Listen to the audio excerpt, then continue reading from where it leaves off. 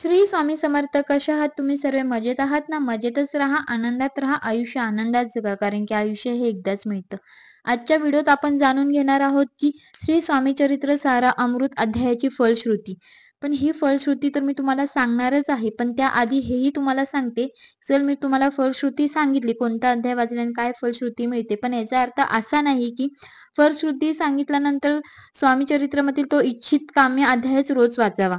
म्हणजेच फलश्रुती सांगितल्यानंतर आपल्या इच्छित कामासाठी आपण नुसता तो एकच अध्याय वाचायचा असा अर्थ होत नाही त्याचा. त्यामुळे आपल्याला आपल्या गुरुमाऊलींनी सांगितल्याप्रमाणे रोज 3 अध्याय क्रमशः वाचायचे आहेत. असं करत आपल्याला 21 अध्याय पूर्ण करायचे आणि पुन्हा आपल्याला सुरुवात करायची आहे 1 अध्यायापासून. असं स्वामीचरित्र सारामृत पठण करा, ही नम्र विनंती तुम्हा सर्वांना आहे. आणि आता चला, जास्त वेळ न वाया घालवता मी श्री स्वामीचरित्र सारामृत अध्यायाची फलश्रुती सांगते. तर पहिला अध्याय आपण जो वाचतो त्याची फलश्रुती अशी आहे की घरातील शुभ कार्य निर्विघ्नपणे पार पडते. म्हणजे आपल्या घरामध्ये कोणतेही शुभ कार्य घडणार असेल ना, ते व्यवस्थित पार पडतं, त्यात कोणतेही विघ्न येत नाही, असं ह्या पहिल्या अध्यायाची फलश्रुती आहे. तसेच दुसऱ्या अध्यायाची फलश्रुती आहे की आपला प्रवास सुखकर होतो. आपला प्रवासात कोणतंही विघ्न येत नाही. आपला प्रवास सुखाचा होतो आणि आपण निर्विघ्नपणे आपला प्रवास होऊन आपण आपल्या घरी परतून येतो.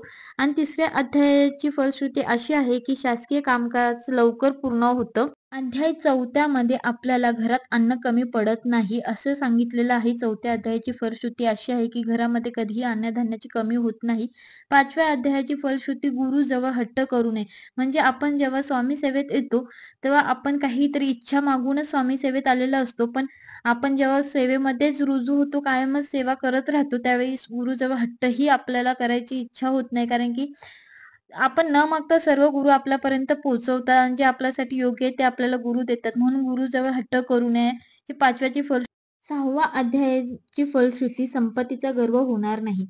आपल्याकडे माहिती आहे ना, थोडंफार पैसा असला की आपल्याकडे थोडा गर्व होतो. अरे, माझ्याकडे एवढं आहे, तेवढं आहे. तर आपण जो अध्याय पठण केलं की त्याच्यामुळे, त्या अध्यायामुळे आपला ना गर्व कमी होतो, नाहीसा होतो. आपल्या घरी कधी चोरीही होत नाही. चोरी ही आपल्या घरातली टळली जाते त्याच अध्यायाने.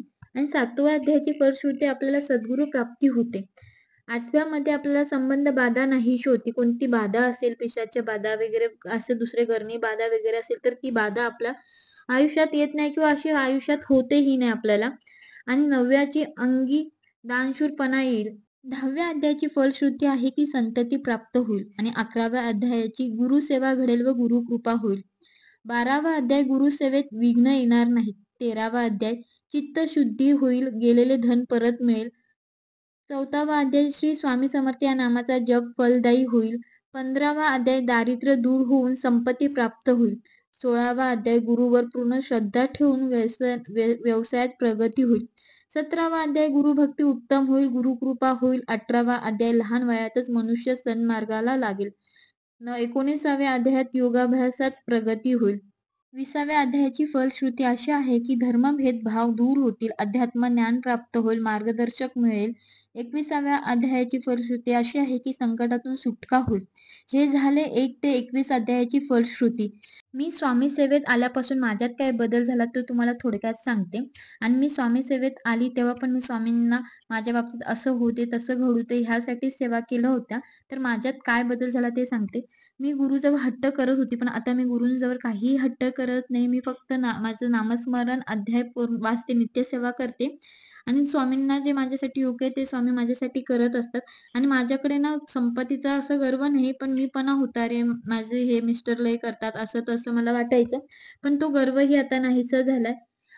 स्वामी सेवेत आल्यापासून माझ्याकडनं गुरुसेवा ही घडत गेली आहे. गुरुकृपा ही माझ्यावर आहे असं मला वाटतं. कारण की स्वामी सेवेत आल्यानंतर मी गुरुचरित्राचेही पारायण करायला लागली.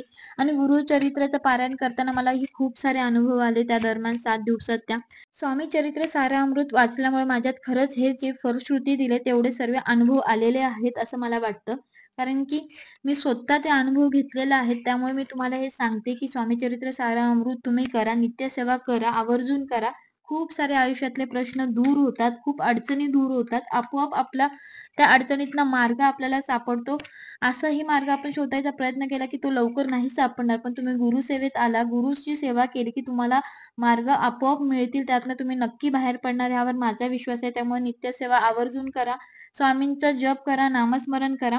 हे आपल्याला नित्यसेवा तर करायचीच आहे. पण त्याचबरोबर जर तुम्ही म्हणजे सेवेकरांनो, ज्यांना आपल्या जीवनात स्वामी सेवेने खरोखरच बदल घडवून आणायचे आहेत ना, त्यांनी पुढील प्रमाणे सेवा नक्की करा स्वामी सेवा. रोज श्री स्वामी समर्थ या मंत्राचा 11 माळी जप करा. श्री स्वामी चरित्र सारामृताचे रोज 3 अध्यायाचे पठण करा. रोज एकदा श्री सुक्ताचा पाठ करा. रोज रात्री श्री कालभैरव अष्टकांचा 11 वेळा पाठ करा. ही नित्यसेवा केल्यास पत्रिका, नशीब कितीही खराब असू द्या, स्वामी तुमच्या प्रत्येक स्वप्नांची पूर्तता करतात की नाही ते पाहाच. त्यामुळे ह्या सेवा नक्की करा, आवर्जून करा. बघा किती फरक पडतोय आयुष्यात आणि किती सारे प्रॉब्लेम दूर होतात. सेवा करा, अनुभव घ्या आणि तुमचे अनुभव मला कमेंट करून नक्की सांगा. आणि आत्तासाठी श्री स्वामी समर्थ. जय जय स्वामी समर्थ.